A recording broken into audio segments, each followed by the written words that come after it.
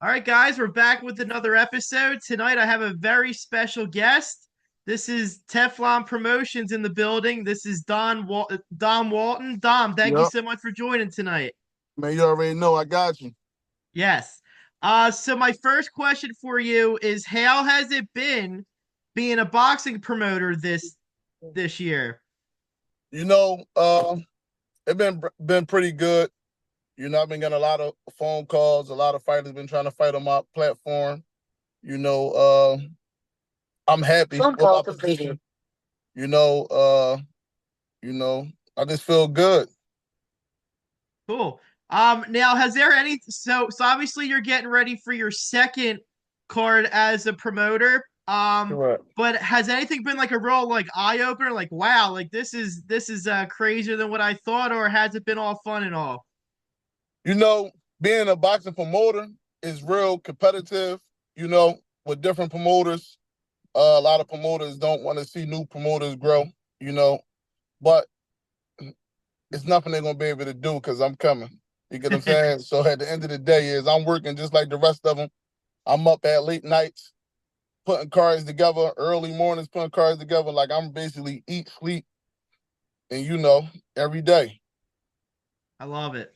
Now your first card, you started out with an absolute banger. Like, no Yeah. offense to any of the promoters now, but my God, like just even looking at that card, like you literally had like right off the bat just six legit boxing prospects in this city out of the 11 bouts that you had, and like I'm like talking about legends too. Like you had Hank Lundy on the card. You Mm-hmm. had Joey the Tank DeWaco, who just recently retired, but I'm not believing him yet. I feel like he's got a couple more in him. Yeah, he got a couple more at him. Yeah, oh yeah.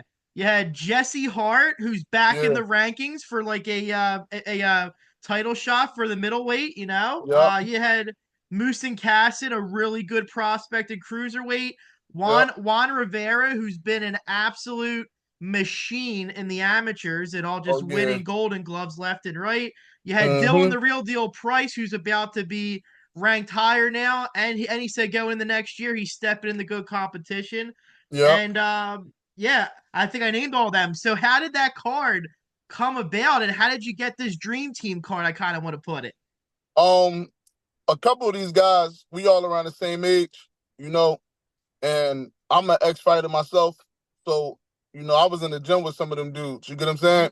So we already got a friendship. We got an understanding, and it was easy to work deals out with them, because I'm not talking to them like I got more power than them or if I was their father or trying to take control of their career. You get what I'm saying? Yeah, oh yeah, Every fighter that I put on my platform, I negotiate with them. I don't tell them, oh, look, this is what's being made, that's what's being made.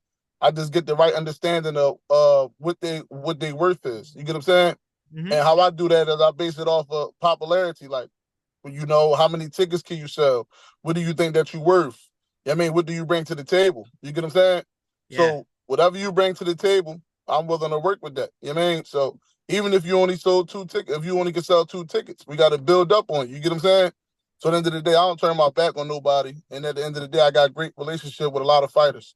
That's awesome. Now, what made you like not only you had a lot of success with this card, putting the right fighters there and all, and you had a good gate too, from what I was Yeah. reading and all. Now what made you want to have it at the League Core Center and it just had to be there? You know, I feel like if we gonna do it, let's do it all the way. You get what I'm saying? Mhm. At the end of the day, that arena was available. I know Russell Peltz had it at one point, and I believe that if I'm not sure, but I believe that he retired as a promoter. So at the end of the day, I stepped in that I'm trying to step into that spot, take over the Leocore Center, and I'm gonna make the best of it. That's awesome, man. And plus, you kind of wiped the bad taste out of everyone's mouth because, like, I'm pretty sure, and I could fact check too.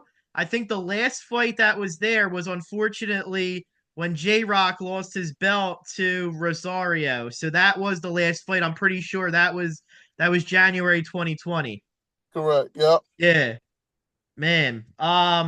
Now do you have so obviously you're starting to get going and all with these promotional cards, but do you have any current fighters that are signed with you, or are you looking out for the young guys that you're like advising that we'll see on your cards in the future? So more so what I'm doing is I'm just being a promoter that's just moving fighters at the moment. Okay. But sometime in 2025, we'll start sitting down with fighters and sign it. Right now, I'm just looking for my flow. You get what Hmm. I'm saying? Yes. Seeing how I do is like right now is a learning process. You get what I'm saying? Yeah. But I do got a team behind me that got years of experience. You get what I'm saying? So at the end of the day, it's just a learning process for myself. And before I sign any fighters, I just want to, get this promotion thing down pat.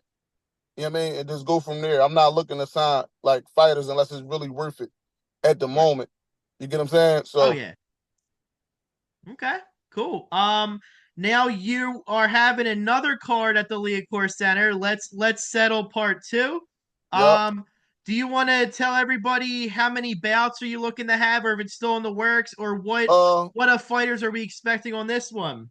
so as of right now, it's still in the works. Hmm. We do have a few fighters matched already. And we also in negotiation too. I mean, I don't want to give too much until the deals are done, but this is gonna be a real exciting card. I feel like this card is gonna be a not a lot better, but a little better than April 27th. But this is not my second. This is not about to be my second. This is about to be my third because I also Third. have a show coming up November 2nd.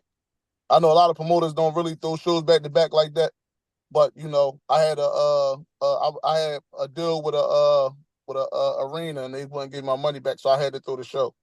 You get what I'm saying? Gotcha.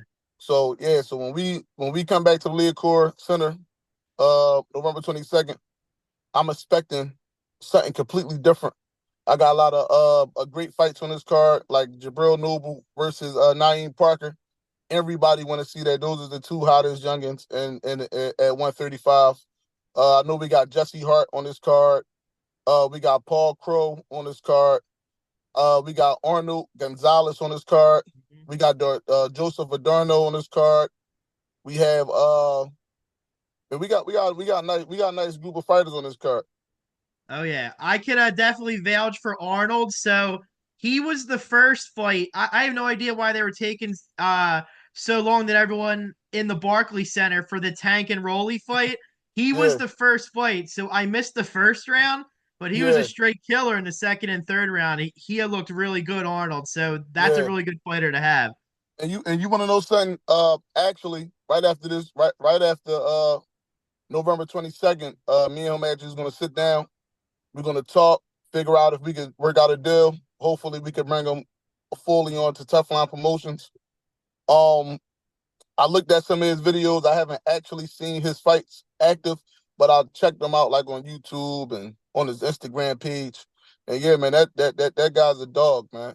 Really good. Yeah, He he's real he good. is like your typical fighter from New York too. Like Yeah.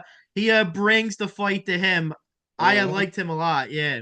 Yeah. Oh So yeah, yeah. yeah, I like him. All right. You know. And for some of the viewers that like don't know you, what age did you start getting into boxing and how did you get into the industry of boxing too? So to be honest, when I probably when I was about 9 years old, I was playing football for the Northwest Raiders, right? And I found out that football really wasn't for me, even though I was good at it. And I used to sneak down inside the line of Young Center when I was like 10 years old, because I used to walk I used to walk to the football practice and all that. And sometimes I'd dip out on football practice and go straight down into the boxing gym. Work out down there, hit the bag, work out because that was something that I like to do. But my grandfather really didn't want me to box. So I was just sneaking and doing it. You get what I'm saying? So I didn't really fully get active into boxing until I was probably about like 13, 14 years old. And then after that, it was just all it wrote. I ended up beating Wade and Randy. I started fighting underneath them. Uh, I I fought in the amateurs. I got 106 amateur fights with 5 losses. You know, yeah. So I've been around for some time. I'm 35 right now. Still young, but I've been around. Oh wow. Man, only 5 and 106 fights? Sheesh. Yeah, and I only got one pro fight. Oh wow. You know, Okay. but yeah, but I had fought what is this guy name? I can't even think his name. The guy that Musha Kason fought at April 27th. Lamont Oh, Capers. okay. Wow. Okay. Yeah, I fought him after he fought my pro debut. I fought him after he fought Chad Witherspoon in the main event. And I Oh ended up wow. getting a draw with him. And then my manager couldn't find me a fight. Then Hmm. I ended up getting into business, and then it just went from there. I made more money with business than with boxing. You get what I'm Yeah. saying? So I start chasing the money more than chasing the dream. Yeah. I mean, that's why I give a lot of respect to guys like Tyler Williams and even like the guy Jerome Conquest too. Like they worked hard, Yeah, full-time jobs, and they are in the ring after their nine to five job. It's crazy. yeah. But shit, I travel with them with Jerome too. Me and him fought in the nationals together. We actually from the same team. Oh, really? Yeah, Wade and Randy is our coach. Yep. Oh, yeah, yeah, yeah. Okay. Yeah, Yeah, no, Rome's a great dude, man. I've been watching him since the late like 2018 and all. Really, really yeah. nice guy, and he will literally give the shirt off his back to anyone. He's Yes, so he great will. in the Yeah. community. He's Yeah, awesome, man. yeah. Jerome always been that way. Ah. So what advice would you give to even like a young professional or even a kid that's looking the box now? What a type of advice would you give them being a boxer and then even the ones that want to maybe work in the industry? Okay. What type of advice would you like to give? For beginning fighters, stay in the gym, stay hungry. Don't look, just stay hungry. Yeah, man. Don't give up on your dream. If you really want to do this, just go hard. You know, you like boxing ain't 90%, it's 100%. You get what I'm saying? It ain't 99%, it's 100%. I mean, because you could get hurt in boxing. So at the end of the day, if you're gonna do it, take it serious and stay in that gym. Oh yeah. All right, so my last question before we get into four fun questions to get to know about you. So my last question is, I guess it's kind of fair to ask, maybe. I mean, because you are going on your second card, and Yeah, everybody for themselves is their biggest critic. right. So if we were back in school, what Okay. grade would you give yourself right now as a promoter? Um, I would give myself a B plus. Okay. I would give myself a B plus. I ain't gonna get cocky and say, "Oh yeah, I'm an A plus," and that because there's still a lot of things that I gotta learn. You get what I'm saying? Oh So yeah. I would give myself a B plus. I'm still learning, but I understand the mission. You get what I'm Okay. saying? So I'm still putting it together, and every card is gonna get better. You get what I'm saying? On my cards, I'm not looking to do a kid that's 7-0 to fight somebody that's 4-30. I Hmm. like to keep my fights as close as possible, 50-50 or 60-40. You know, nothing less than that. You feel what I'm saying? Like I like I that a ain't looking lot. for I'm not looking for people to come out for first round knockouts. I mean, I'm looking for competitive fights. Oh, that guy was winning, but then he got knocked out. I'm in stuff like that. You get what I'm saying? So I like that. Yeah, and also a lot of boxing fans would truly respect that because not a call on any promoter out whatsoever, but a lot of times people will go to fights and you'll see a yeah, guy just out of there within the third round. It's but for the crazy, third you know? round, yeah. Yeah. And then what happened is we try to bring a lot of attention to Philadelphia on the East Coast. We can't bring attention to the East Coast throwing fights like that. Yeah. You get what I'm saying? Like Seriously. a lot of these cats want to fight on the zone. They want to fight on these big cards, but they gotta understand the dudes that fight on these big cards is fighting people. Right. You know, they're not fighting ducks. Hmm. They grinding, they putting the work in, and they getting success. So at the end of the day, that's that when you talk about Teflon promotion, you getting 50-50 fights or 60-40s. I love it. Cool. All right, so we'll wrap up with four fun questions for you, Dom. The Okay. first one is, so what is a hobby that you like to do out of boxing that you truly enjoy? Uh Fire restoration. Okay. Yeah, Interesting. Okay. yeah. All right. Um, If Hollywood came to you and wanted to make a movie about your life, what Right. current actor, or I could say famous personality star, could you see playing you? Uh, what is that? Michael B. Jordan. Michael B. Jordan? Okay. Yeah. All right. Yeah, you certainly can't go wrong with him. He is great with anything he touches, so Right. he's good.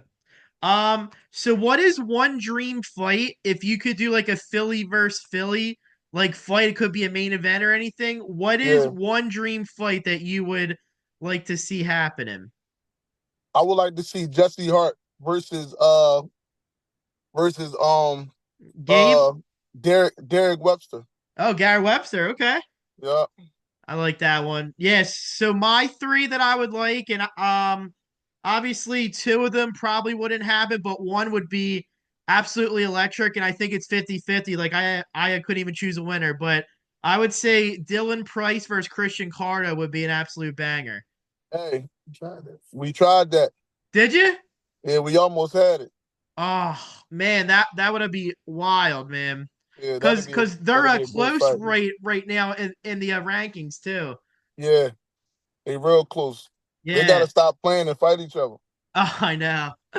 And then I had Danny and Boots, even though that would never happen. That would be a Yeah, good yeah, one if it was yeah. like Yeah, I don't Danny in his think that. I prime. don't think. Yeah, I don't think that'll happen. I think their Yeah. relationship is too tight for that to Oh happen. yeah. Yeah, and then And it's like then two different generations. You know what I oh mean? yeah.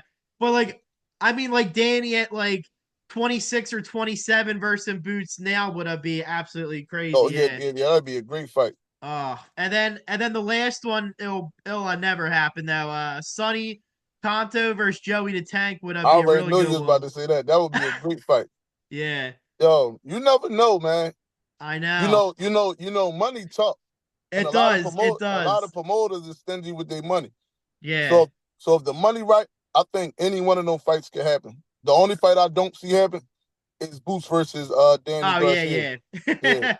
Yeah, Yeah. The second one I had purposely wrote because I thought that would be an awesome dream fight. Yeah, yeah. And to be honest definitely. with you, I believe both of them want it. You know, they'll fight each other as long as the money right.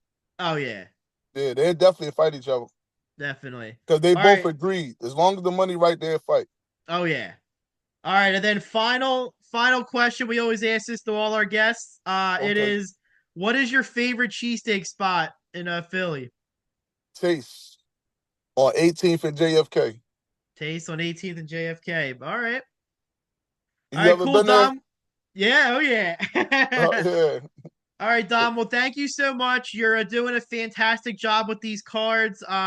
November 2nd's your next one, and then Yep. we're all getting ready for the big one at Mm-hmm. the Leah Core Center, and Correct. I am looking forward to covering that.